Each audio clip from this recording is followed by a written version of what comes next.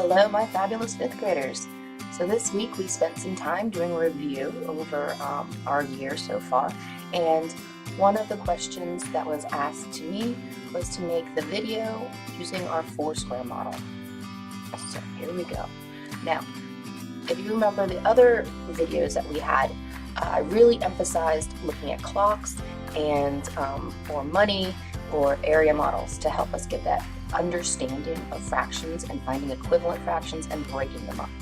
Here with this model, it's kind of like a graphic organizer that you would use for ELA. We start just by drawing four boxes. The first one is where we're going to put our problem. The second one, that LCM, is our lowest common multiple. Remember that.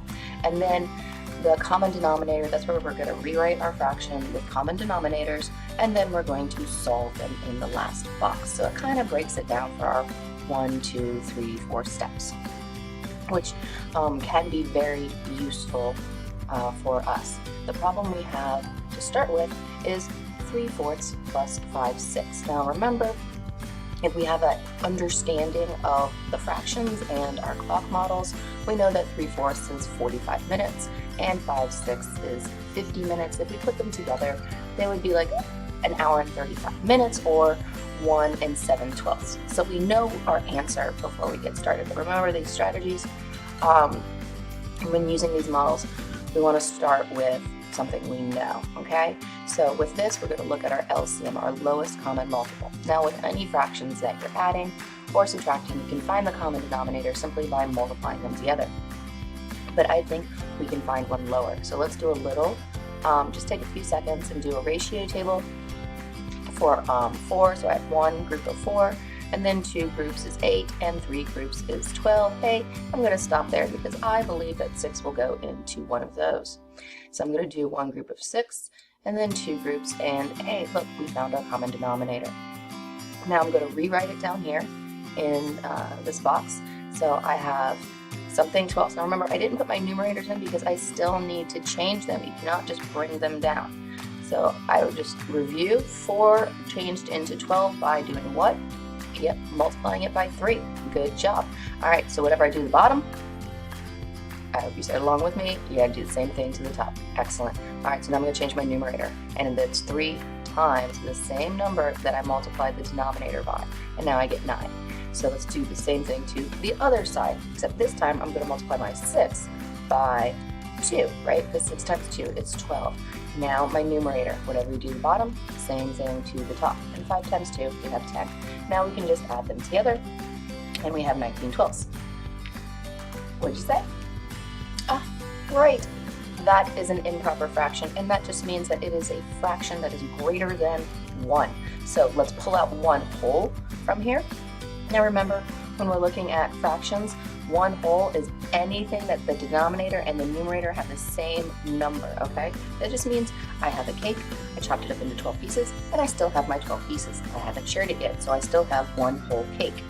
Now, we broke up to 12/12, that's going to be our 1 whole, and what's left? 19 minus 12 is 7. So this is the pieces left over, okay, from those 19. And I can change this into my 1 whole, and it just is 1 7/12, just like we said at the beginning. Good job. All right, let's look at a subtraction problem. So I'm going to put a mixed number here because we really need to practice on borrowing from our whole number and having a numerator that's smaller than what we're borrowing from. And that's what I really want to focus on here. And we have our numbers 3 and 5. So our lowest common multiple, we're going to do our little ratio table, and we're going to say 1 group of 3, 2 groups of 3, 3 groups of 3, 4 groups of 3. Oh, got to go all the way to 5.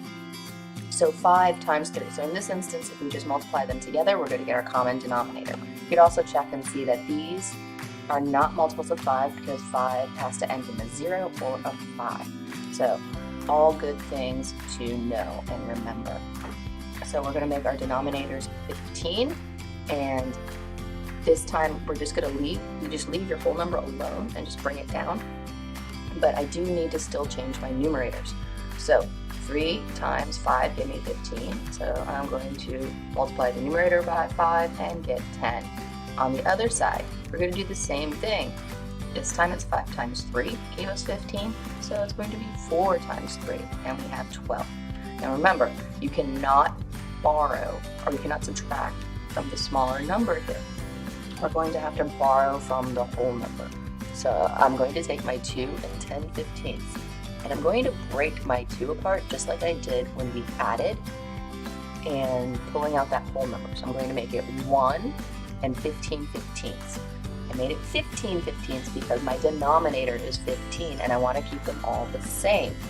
Now I can add 10 to 15 and get 25. Don't forget this whole number.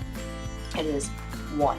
You could always just take your 15, multiply it by 2, add it to the numerator, and then subtract. But once you're done, then you have to go back and pull it back into a mixed number. So this way it's just a little bit easier, and it kind of resembles that borrowing from the whole number that you have to do for the next place value when you actually do a regular subtraction. We subtract our 12/15 and we get 1 and 13/15. Good job. Ready to try this on your own? I have a problem for you. So this is my easy problem. So I have two other problems after this. If you would like to, you can just pick one and do it and turn it in for me, or you can do all 3. Just whatever you want to do. This one is adding, and I just have 1/4 plus 4/6. I even have it started for you with the ratio table. So we found our lowest common denominator. All you need to do is change those numerators to match, right? And then add across. This should be a really good step that all of us can do. If not, go back review, maybe it'll help you some more. Here I have an adding problem where we wouldn't be able to use clocks or money to help us solve this. We would have to find our common denominators. And remember, we want to find that lowest common denominator. I don't want to see a really large denominator down here when you're adding these.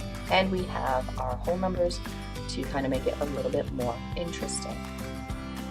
Then I have a subtraction problem for you, and yes, you will have to borrow if you choose to do this problem. So this was our challenge one, and I hope you guys take on the challenge and bring it to me. I hope you enjoyed watching this and found it very useful. Thank you, and have a great day.